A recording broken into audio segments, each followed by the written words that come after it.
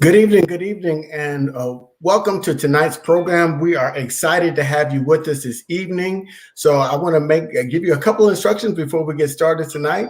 Um, Please, if you're when you're watching, just check us out and let us know where you're watching us from. Put it in the comment section. We'd like to see where you're watching us from all over the nation or all over the world, because we've had some people watching from Thailand and from South Africa before, and all over the country, all over the world. So make sure you drop that in the comment section. And also, we'd like for you to, if you like what you hear, if you like the program, make sure you share it. Tell us that you like it, and tell a friend to check us out here every Wednesday evening at 9 p.m. Eastern, 6 p.m. Pacific time. I see Dr. Lenore is here, chomping at the bit, ready to go. So we are excited to have a big program for you tonight. Tonight is all about being a Black father. So I'm really excited as a Black father. I am very excited to have this discussion and lean in and really talk about what that means and what the ramifications are, and how this country sees Black fathers and the narratives that have been created about what we do and how we are involved in our children's lives. But first, as you know, we always have Dr. Lenore here, and we have a little brief conversation about COVID. So, Dr. Lenore, how are you doing this evening, sir? I'm good, and I want to mention to people that in addition to our Facebook Live program, we have a podcast, and the podcast will have some of the same issues that we talked about on Black fathers. So look for the podcast on blackdoctors.speak. I thought we'd start out our conversation with what's going on with the coronavirus. Obviously, people are getting vaccinated, and the incidence of deaths and hospitalizations are going down. But Alice, what I find most disturbing in my own practice is that while we have found that older African Americans have gotten vaccinated, younger African Americans between the ages of 20 and 35 are increasingly not getting vaccinated. And they have all kinds of reasons. There's a chip in the thing. They've been looking at Instagram. They feel that somebody's going to come into their homes. They feel that there's not enough research done. So there are lots of excuses. But we have a real challenge. And now we have an opportunity to vaccinate children down to the age of 12. And by the fall, I think we'll have an opportunity to vaccinate children down to the age of 2. But if African American parents of children, adolescents, children, or infants are not going to get vaccinated, we're going to have a real problem. And I think that's what really bothers me right now. So I don't know exactly what our strategy is going to be. But the African American Wellness Project, in partnership with blackdoctor.org, is going to keep this information in front of you. You know, over 1.3 billion people have been vaccinated across the world with almost zero safety issues. Now, if you need more information than that to make a decision, you can't get out of bed in the morning. And so consequently, we have to kind of deal with that. There was some incidents this week, or some discussions this week, about something called myocarditis. That means inflammation around the heart that might be associated with the vaccine in children. But once they looked at the data, there's no more increased incidence of myocarditis of the heart in patients who have been vaccinated, children between 12 and 16, as there is in what we call the placebo group, the children who have not been vaccinated. So those are really two issues that we're really concerned about. I'm really concerned about what I've heard from my own patients. 9 out of 10 of the young mothers with children between the ages of 12 and 16 are not planning to get vaccinated themselves and not planning to get their children vaccinated. And that's somewhat disturbing.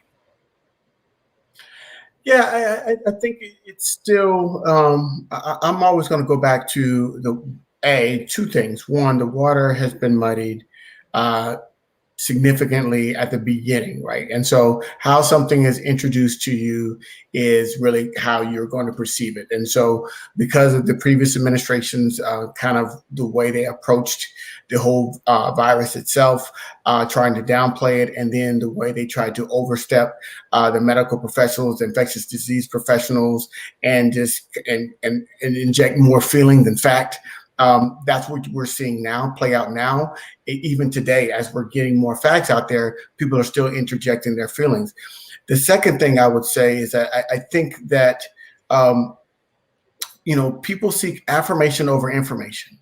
And so if you already had some fears, if you already had some concerns, you're more likely to hold on that one nugget of information that affirms those fears versus the millions, as you just stated, the billions of pieces of information that disprove any fears that you might have. And so as a vaccinated person, I can say all day long to somebody, hey, look, I took the vaccine. I haven't had any adverse effects.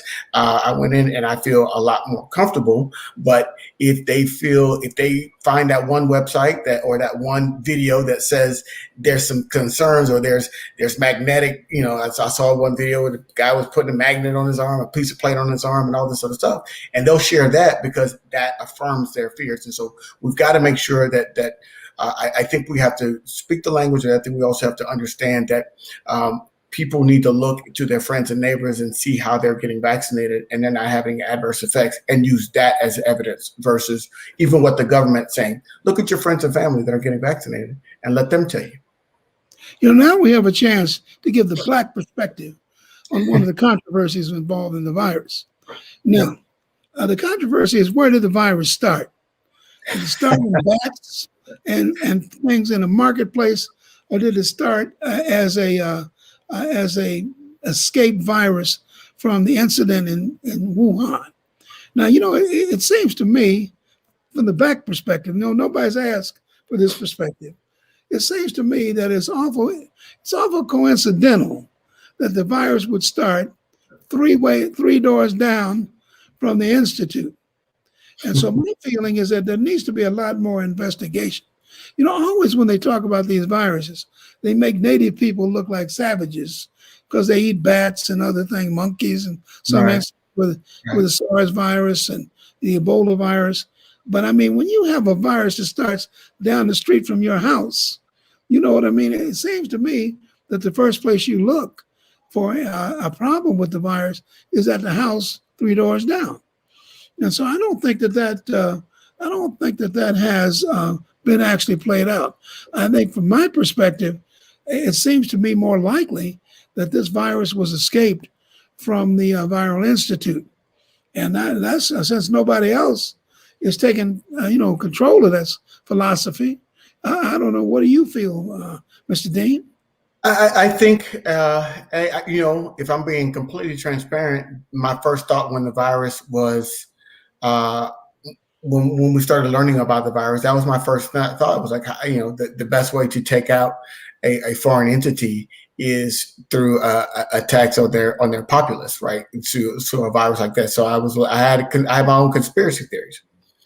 But then as I started learning more and more about it, my stance is this: it's here now, right? And so we can talk about the origins. I don't think we're ever going to get to the bottom of it because the Chinese government has been notoriously tight-lipped when it comes to anything that makes them possibly look bad.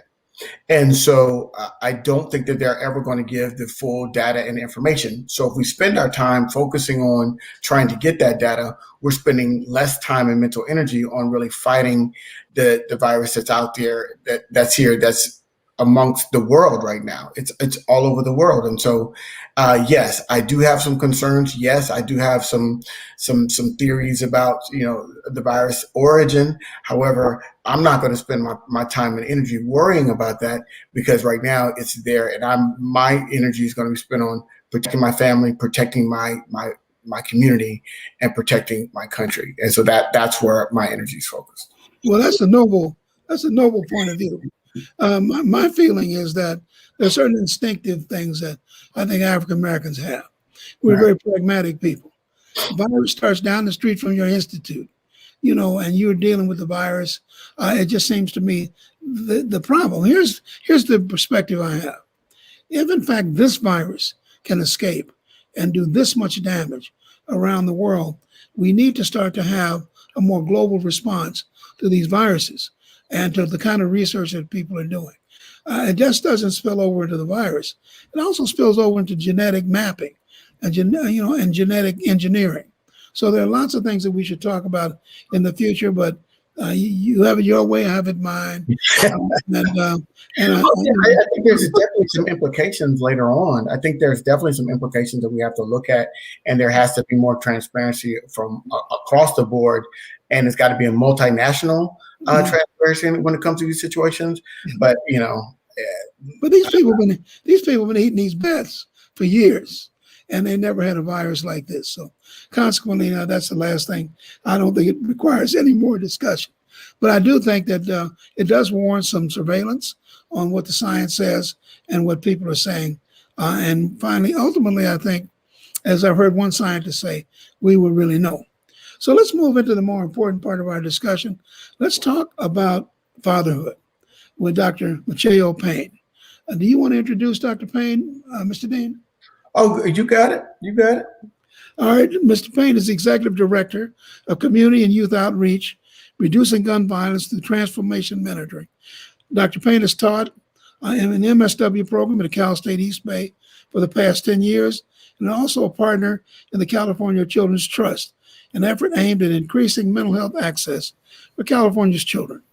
Dr. Payne is a content expert on addressing disparities among African Americans and students of color in schools and other social systems. He's led the Oakland Freedom Schools program for 20 years, effectively serving Black families and communities.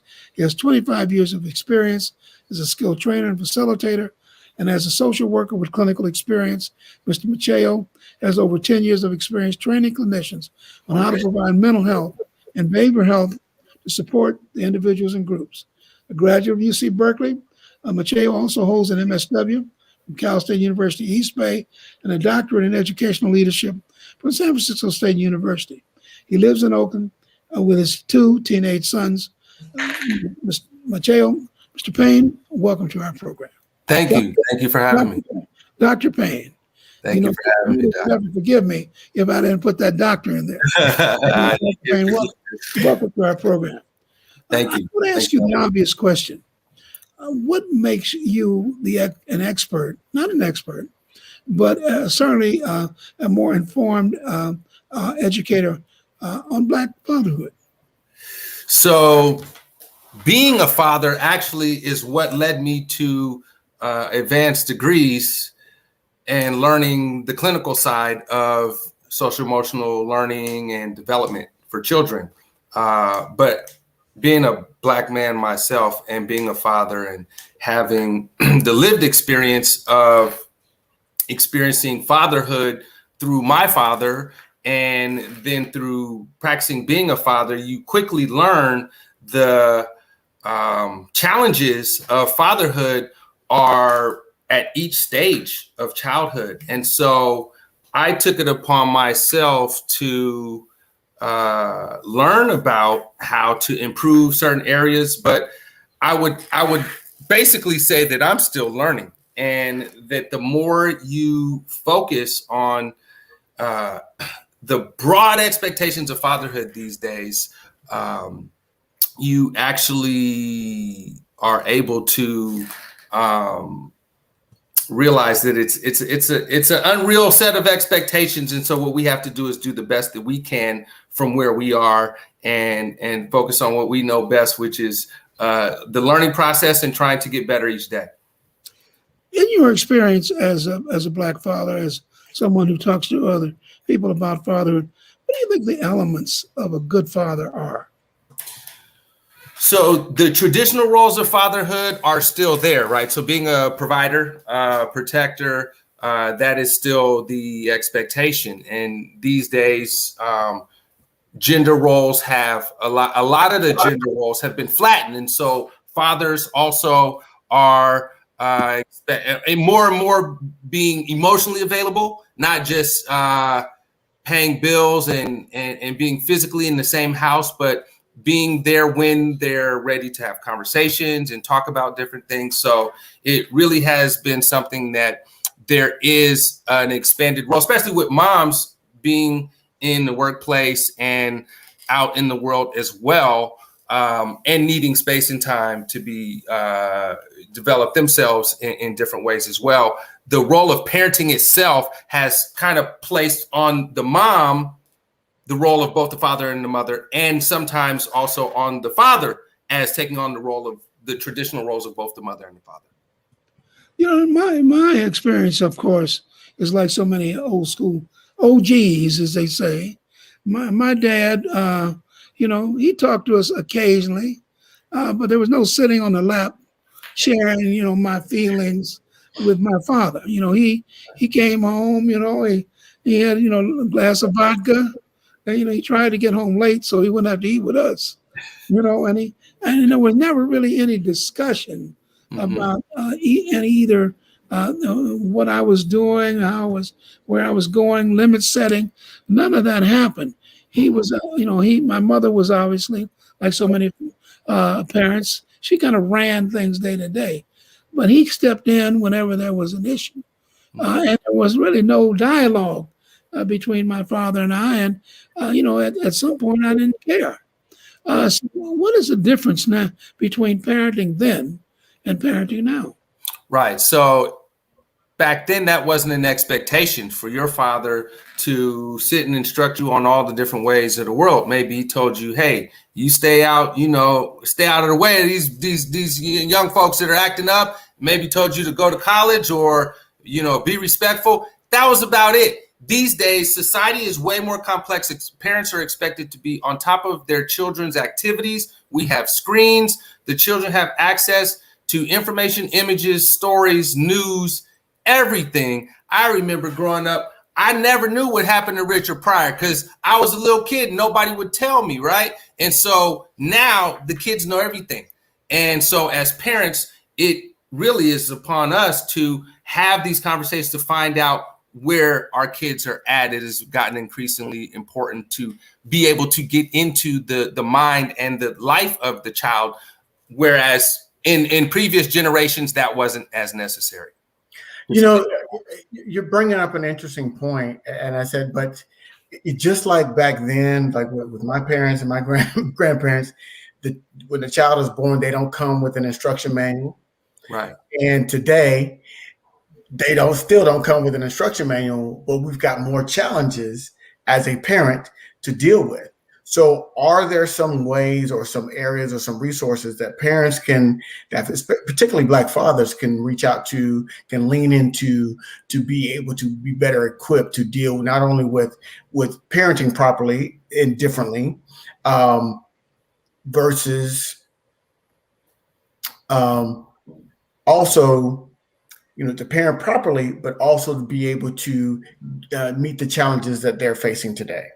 Yes. So I'm glad you asked that question. I spoke at the Alameda County Fatherhood Corps Summit. They had the first annual in 2019 and had been doing work for years up to that point to have the summit. So Alameda County First Five has Fathers Corps that has a yearly summit and has a lot of men that are actually staff in the county system, and many of them fathers, working with the Father Corps to bring in more activities.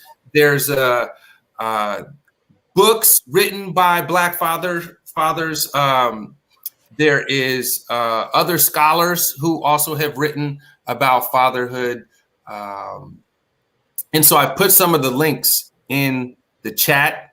And I just recently discovered there is a Black Female Fatherhood Scholars Network. So you have Black women that have organized and said, we know we're not men, but we are in partnership with men, and we will step in to provide a platform and continue the discussion. They actually had a seminar earlier today on Black fathers and depression, and it was a really good session. So I encourage parents or fathers or mothers.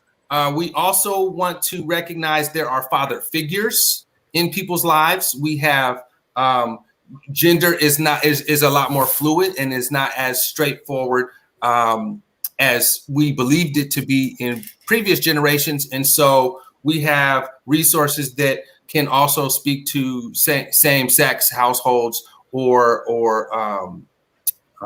non-binary gender identities. But with respect to Black male fathers, we have also a Fatherhood Scholar Network. And again, that's in the chat box. And so there are a lot of Black men, particularly in the Bay Area, organizing around Black male responsibility in fatherhood.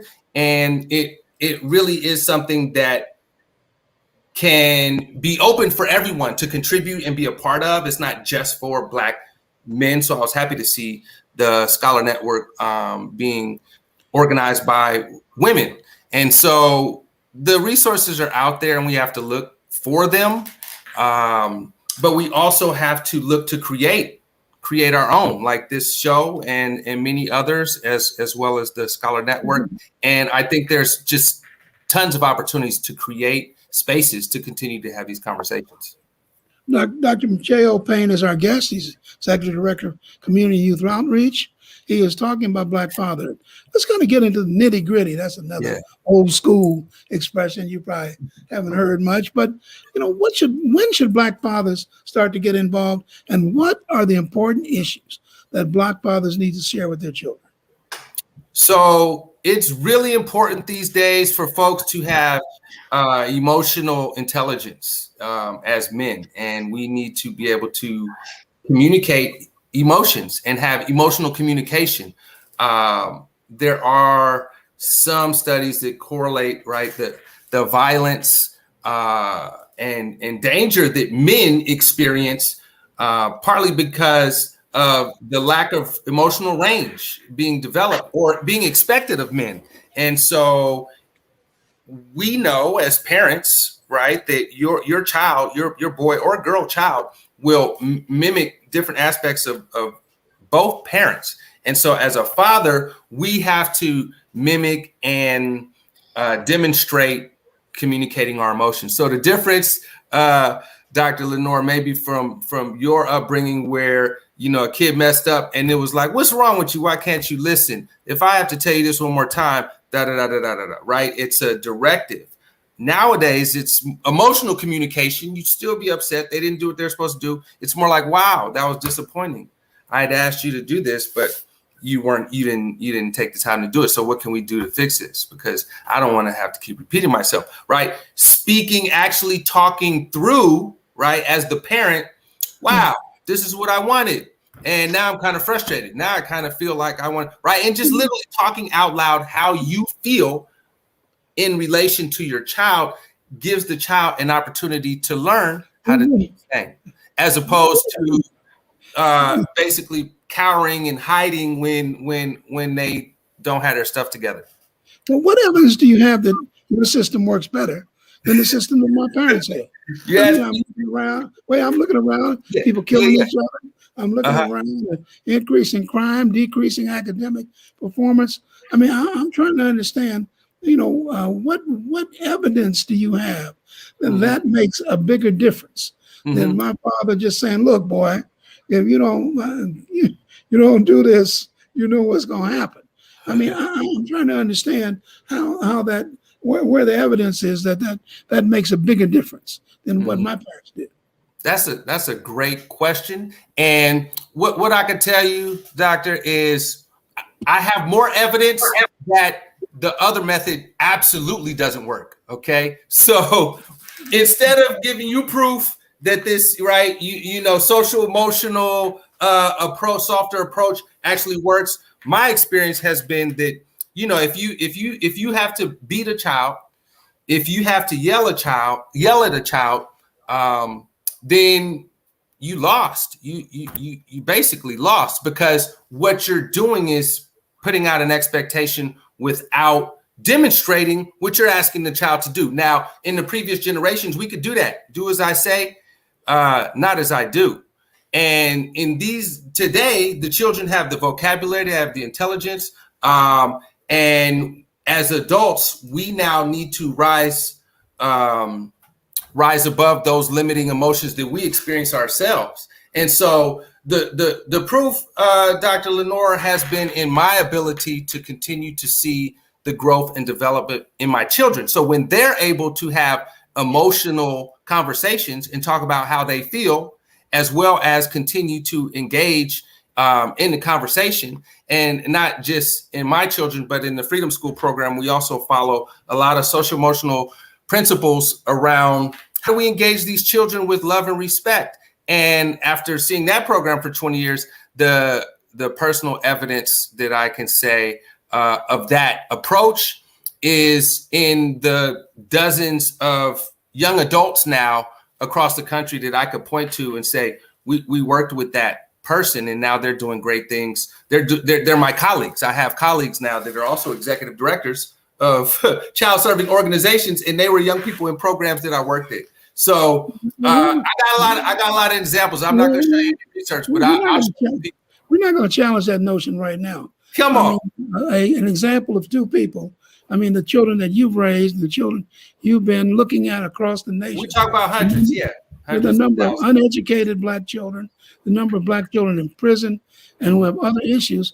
I don't know whether that was support, but that's not why we're here. I want to ask you a question about punishment. There's a question from one of our listeners. Do you believe in punishment, and what kind of punishment do you think is effective? Obviously, the question always boils down to corporal punishment versus standing in the corner, timeout, and the other things that are available to parents. So again, punishment was something that we relied on when we didn't really have the emotional wherewithal to really have a conversation with our child. And punishment really is a paradigm, just the whole paradigm that really comes from slavery, that punishment works is what we learned from slavery, is what we were taught when we were enslaved. And so my idea of having conversations with your children around accountability and around what their responsibilities are, then you can have carrot and the stick, right? And so the stick might be natural consequences of, well, you didn't do this, so no, you don't get to have that. But going out of your way to impose a difficult situation and undue stress, I'm not going to knock that. But what I am going to say is when we're working with children and we punish them and they don't understand what they did wrong and they don't agree with the punishment, we do more harm than good. And as parents, we can get compliance. We can get, right, I'm going to punish you and you're going to follow that punishment. But are we getting the emotional and spiritual and developmental outcome that we're actually shooting for in our children?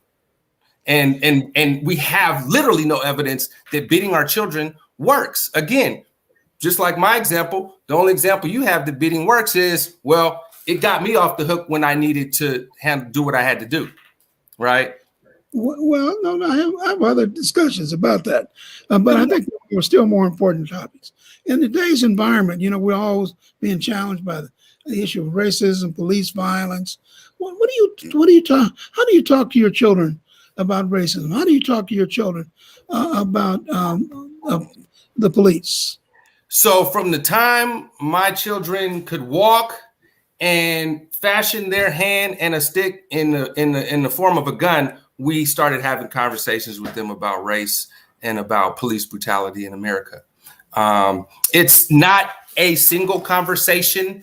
After George Floyd happened, a lot of people talked about the talk, or we talk about when you're mostly Black boys come of a certain age, there's a talk. But in my household, it's always been an ongoing conversation, because you're not just talking about racism and police brutality. You're talking about how they conduct themselves. You're talking about how they see other people. You're talking about how they treat other people, regardless of the fact that racism exists. And so it is a conversation that needs to be integrated into their experience at school, their experience at the park, their experience in the swim team, their experience with everything includes a conversation about race. So what do you say? What do you tell them? I ask them, I say, what happened? What's going on? Well, what do you think? And the conversation is really guided by the information they give me. And so it really isn't a type of conversation where I have to sit down and say, this is the world, son. This is what police do. This is the government. This is why they do this. This is why they do that. It's more of a question. Well, it's a give and take. Well, how do you understand this to work, right? Because you have to find out where they're at in terms of how they're thinking about school, how they're thinking about society, how they're thinking about their life. And as adults, we can assume we know how they see themselves, but it's always best to ask them first. Obviously in your work, you've dealt with the issue of the father himself and talking about social and emotional challenges. what are some of those challenges, and what advice do you give to fathers, especially those fathers who are either raising their children by themselves or are single fathers where the child's living with the mother, or they're dividing coverage or responsibility? Well, the challenges are pretty straightforward in terms of you got to get out there and work and take care of your children. And then you, like I mentioned earlier, there's a bigger expectation these days for the father to have to be not only physically available, but emotionally available. So if someone's comes home from work, right? In the past, right? The dad came home from work, dinner was already in the oven. They ate their dinner and went to bed. Whereas now the father can come home and may have to cook dinner and then engage with his kids, right? And so you can come home, start cooking dinner, and the kid wants to engage. So there's a lot of multitasking. There's a lot of finite energy that we have as parents, and we have to allocate that energy to the different tasks every day. And you a lot of times being able to listen to the kid talk for an hour there's not enough energy for that, right? I can listen to you for 5 minutes or 10 minutes right now, and then I got to go take care of some other stuff, right? So there's a time issue, there's a multitask challenge, and then there's just the overall negative stereotypes and stereotype threat of being a Black father and parenting while you're outside, while you're out in the world, and getting the looks and getting the treatment that somehow you're not quite as competent of a parent as other groups. Our special guest is Dr. Michelle Payne. We're talking about fatherhood. We're really talking from a different perspective. We're talking about the emotional components that fathers need to be effective and the ways in which things have changed so that fathers have to play somewhat of a different role. I mean, I'm like so many parents. My father didn't really talk to us about his decision making. He asked me how I was doing. I used very objective parameters of whether or not I was being successful or not. But what you're saying is that fathers need to do some things themselves in terms of getting themselves structured emotionally in order to be effective. How do fathers do that, though? Especially if you're a single father, the mother's somewhere else. Often, in many of my experiences as a pediatrician, is that a lot of times the mother spends half her time dogging the father spends half the time dogging the mother. How does the father overcome that?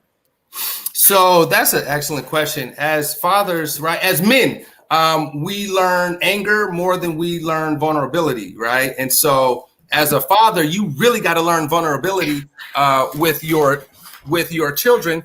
And as a Black father, we have to create space to let our guard down, right? There's this hyper vigilance as a Black male, as a Black father. And there are spaces and times where we need on a regular basis, daily, weekly, to let our guard down because that's, won't get into all the problems with diet, sleep, addictive behaviors, hypertension, and high blood pressure, all the things that come from not taking care of ourselves, from overworking ourselves, from overburdening ourselves with our regular responsibilities. So there's creating space to let your guard down and actually taking care of your health and wellness, right? A doctor's visit, talking to a mental health professional every now and then, and, working with diet, exercise, all of these things help you be in the right mind space to be emotionally available to your kids and emotionally flexible. Have I yelled at my kids? Of course.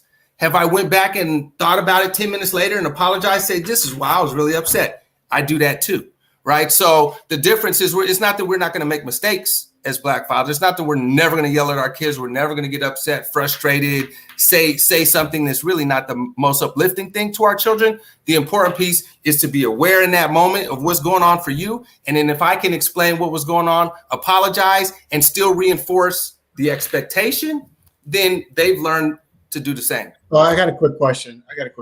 So sometimes, and there seems to be a delicate balance of what you're talking about, because if there is some research that suggests that having your because I said so is an appropriate answer sometimes, right? For a child, because it establishes you as the authority. Because if we offer too many explanations for our decisions, why we're doing this or why we're doing that, then we set an expectation that the child is going to expect an explanation for every decision that you make. And that's not necessarily the best way to navigate as a parent. Sometimes you have to establish that line and say, I am the authority. Now I'm going to include you in that decision-making process from time to time, but it's not a requirement for me to do it. How do you walk that line in terms of being responsive to your child's emotional needs, appealing to their emotion, talking about how you're disappointed and frustrated, giving them emotionally appropriate language to be able to pair with their feelings as they're moving forward, but also establishing yourself as the parent that says, I'm the authority in this home. And so there's going to be some decisions that I'm going to make as a parent that you might not be happy about, but you're going to have to deal with because I'm the authority. You just said it. Brother, that's it. That's literally it. It's like, hey, you know what? That's great that you had that question. I'll answer that question when we get in the car. That was mine. Well, when we get in the car, I'll answer the question. And it's okay that you can ask questions, but it doesn't necessarily mean it's going to be a negotiation of whether we're going to do this or not. Right. Right. So yes, I let them ask questions. And yes, and they can expect to ask questions, but they can't demand an answer. They can't, fall out until they get an answer. So it's like, okay, yeah, we're going to answer that question, but this is what you're going to do. And then you're going to do this. And then you're going to do this. Then I'm going to answer your question. And then we can talk about it later. Right. So there also may be, and everybody parents differently. Everybody got their own strategy style. Some people come off a lot more firm. Some people come off softer, more caring. You got to do your own style as a parent, but you'll never go wrong explaining why you're not going to negotiate, why sometimes you can ask questions, and sometimes I don't even want you to ask a question.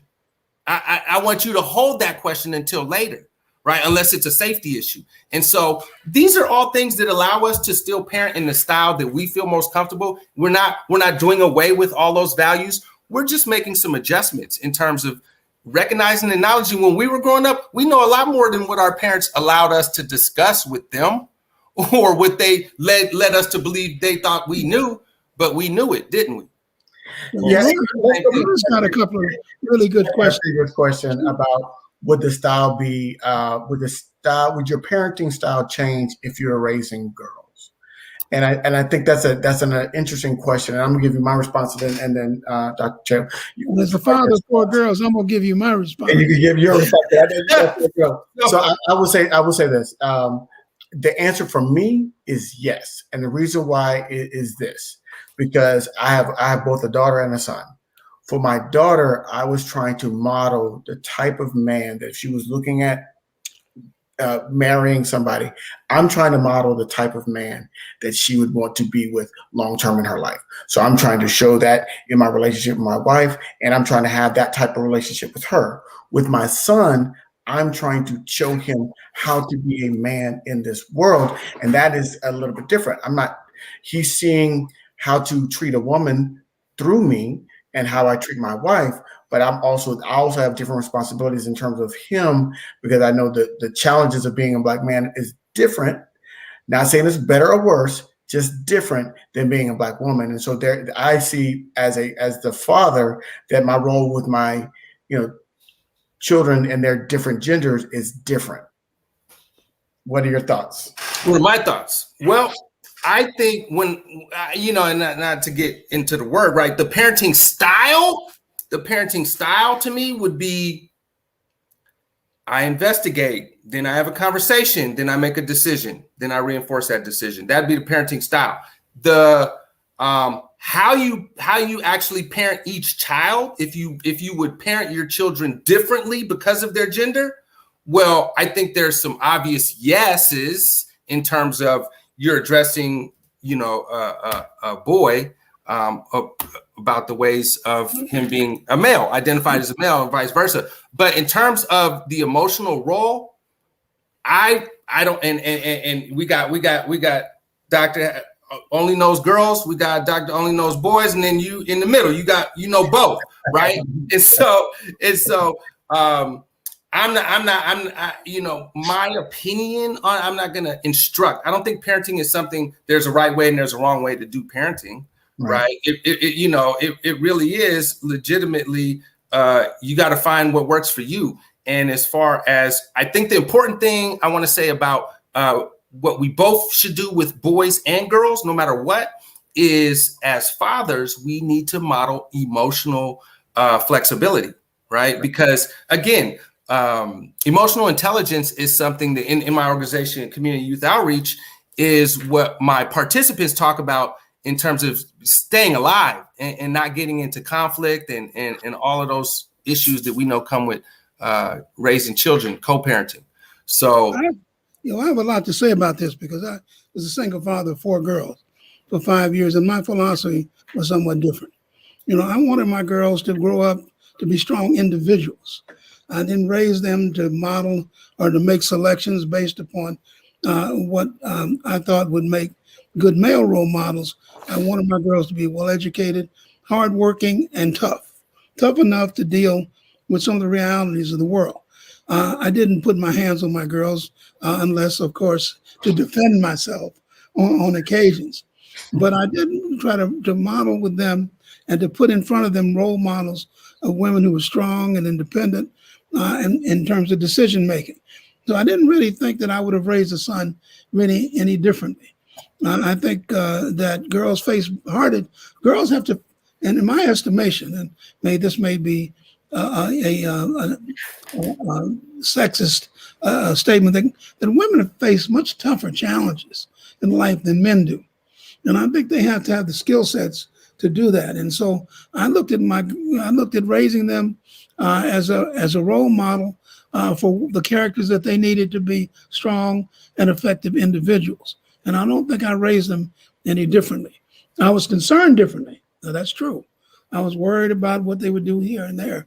But I think that putting good role models in front of them and being a father that expected from them the same sets of responsibility and success as I did, as I would for boys. And so I didn't have a different philosophy other than that. I do think that when you start to think about Black families, they tend to treat boys differently from girls. They tend to require less responsibility. They tend to allow more freedom of action than they do with girls. I mean, and then here's what I see in my own practice, Dr. Payne and Mr. Dean. I have 2 sets of children, a boy and a girl in the same family. This happens more often than not. So what's happening with Shaquila? Oh, she's at NYU on the summer program. She's going to London to get her PhD. So, well, what's going on with Herman? I don't want to talk about him. And I think there's something wrong in how we treat Black males as parents as opposed to how we treat Black females. Well, I have some things to say about that in support of the fact that boys are significantly more disadvantaged in plugging into the systems to be successful long-term as adults, right? I think Black girls are better positioned, but absolutely right. We could go on all day long about the unique specific challenges of Black girls and the unique specific challenges of raising Black boys. But overall, as Black parents, recognizing, understanding the challenges that come with, as a Black father, the lack of emotional range. I keep repeating that. And again, crying, not necessarily in front of your kids or with your kids, although there's nothing wrong with that if you have the emotional wherewithal to have a conversation with your children so that they feel safe. But just being able to be emotional as a man, have an emotion, experience emotion by yourself, around your friends, right? But going through the range of emotions so that you can support your child, right? So if you're raising a girl, she starts crying, you say, come here, baby. You know, you're raising a boy and he starts crying. Do you do the same? Do you say, come here, son, give me a hug? Listen, yeah, I know you're feeling sad right now, right? Because when somebody cries, that's usually the emotion. Or do we tell our boys, you better dry it up. You better dry it up because we're not doing that here, right? And we think that's supposed to strengthen the boy, and we're supposed to protect the girl. And sometimes it's not gonna actually work out that way. Well, here's the you're gonna have to come back because a lot of notions that we need to be talking about. But you make a big point about fathers being able to cry. I think one of the things about a father is that you have to project some stability, some solidity, some confidence. And I think when you break down and cry in front of your children, you have to have a really good reason. I don't think that you can I never felt that I had to always express my own emotions in front of my children. And you seem to feel that that's critically important to being a successful parent. And so consequently, you make the point about crying. Why do you think that's so important? Because it's a human emotion that we all have, right? So the idea of being angry, if you say, sometimes if your kid is frustrated, as a Black father, you got to go out and let them get that anger out, right? Just get it out, right? We're going to put them in football. We're going to do this. We're going to do that. We're going to do that. We masculinize our men, and we don't have a problem doing that. But we have a problem with emotional balance, right? Crying, I'm not talking about the burnt the potatoes. I'm talking about death in the family. I'm talking about, right, the dog died, or, something really sad happened in the world, and the kids talking about it and they're crying about it, right? To be available and to be present and to be emotionally able to, even if you're not, and I didn't say break down and cry. It could be a very normal, not, crazy situation, just to have a conversation that brings about tears and sadness. And I would say that makes the child feel safer as long as it is not a volatile experience for the child. It's just another emotion, just like they see their mothers cry and they don't see their mothers as less strong and stable in their lives. So there was an interesting question in the comments, and so I'm gonna structure it like this in terms of that talk. And I'm not talking about the talk of the police brutality. I'm talking about the talk about sexuality. And when they start hitting puberty, and how do you have that discussion? And if you're starting to notice that your child might have some homosexual tendencies, how do you have that discussion to try to normalize it with your child, especially when we're talking about a community, a Black community that tends to be more phobic than accepting of people's having sexual orientation. Being homosexual. So how do you have that conversation to where you're accepting of your child, even if you have some personal feelings that might be a little bit different? Thank you. This is an extremely important question, especially for Black children. All children are most likely to be kicked out the house for coming out and being gay to their parents. And so the best way, right, is to get educated yourself on the topic. Talk to the school and the teacher, depending on what grade your child is in. They might have stuff planned. And so if you work with your teachers in your educational institution on what they're going to do, what they plan on doing, let's say middle school, let's say this is 7th grade, 6th, 7th grade. Well, the middle school is already planning to have conversations. So if you work with the school and have follow-up conversations, so you guys talked about this. Well, what do you think? How do you feel about your body? How do you feel about who you are, right? And if there's a shared vocabulary and a baseline of knowledge and information, then you can have that conversation so that they feel supported and safe to actually tell you how they feel. And I think sometimes you have to depend also on your doctors, your health professionals. I can tell you that we have many, many more children in our practice now who come out and say that they prefer parties of the same sex. And so we have to just talk to them and advise them on what they face and some of the challenges that are in that situation. I think that's a very timely question because there's so many. You'd be amazed at how common that is. And so I think that we really need, as health professionals, people like you and other people, to give us a bit more in the way of instruction about how to handle that particular conversation. And I would simply add, you know, to book in that intervention to let the child know, hey, you know, because we understand that people experience gender a bunch of different ways, and sometimes parents accept that, sometimes parents don't accept that. I'm a parent that will accept whoever you are.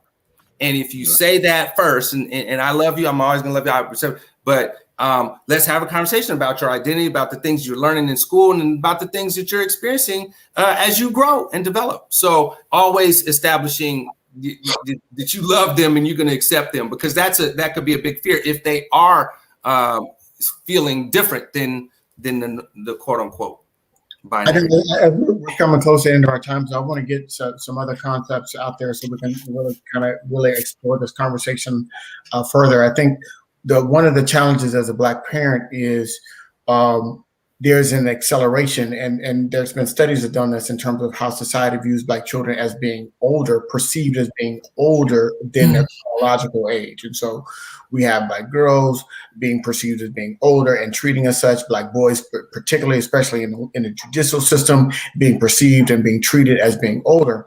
And so as a parent, because we understand this, we tend to try to accelerate through their childhood to get them to understand and accept the responsibilities that society is going to place upon them.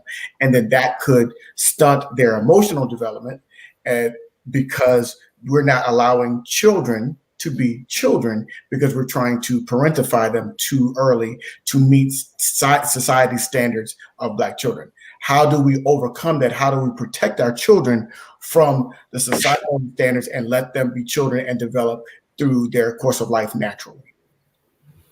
That's a big question. And so if as parents, we are allowing our kids to be kids, like I had to get a backyard to let my kid run around with a stick and pretend like he's in right. This is still, you know, something, but that's not necessarily adultification, right? It's hey, you just can't do these things. You're just going to have a childhood where you're restricted in a lot of ways. And so as parents, you know, one of the things I learned is if you don't want your kids doing something, you don't restrict them from that.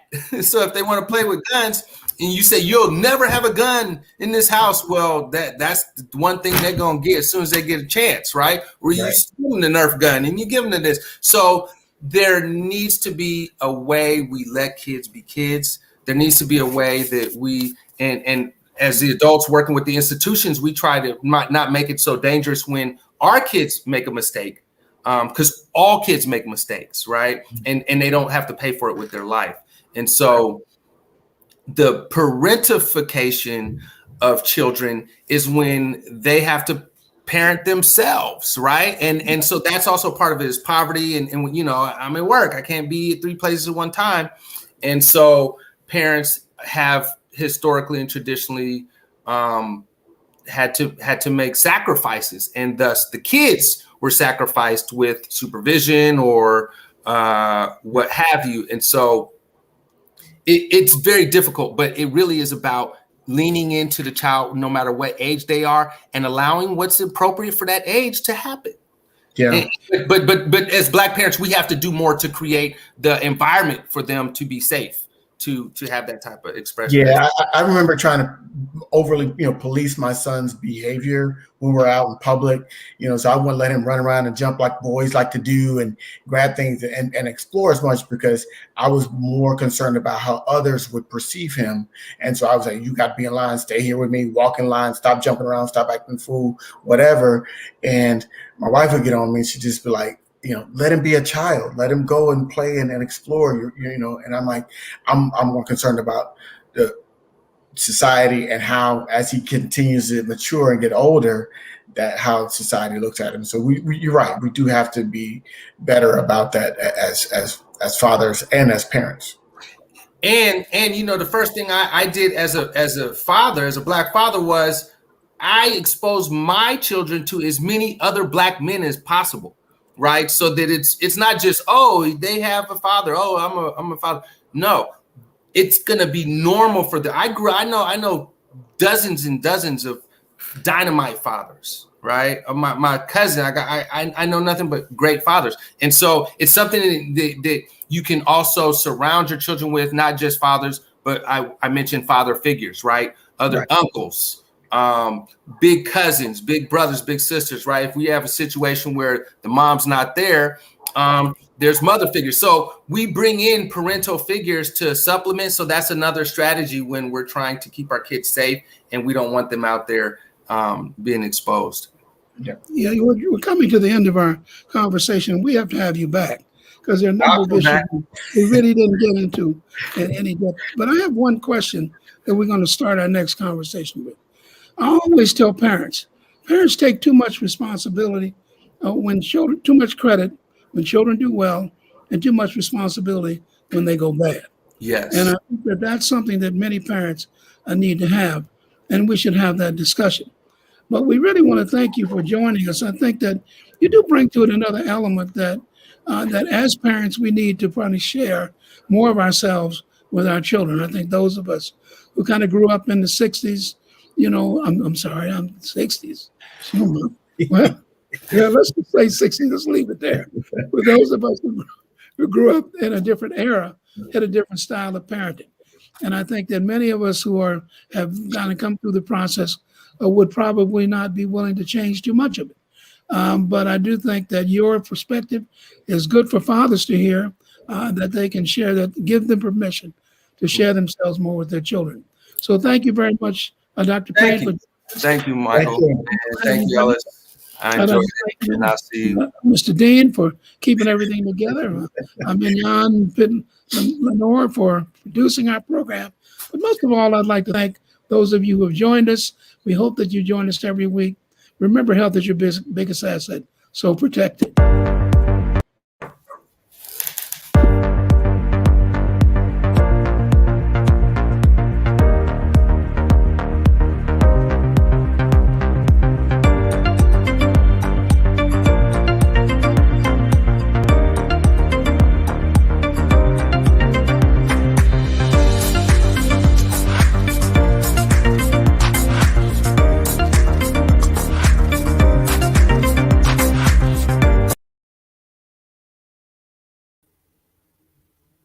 Okay.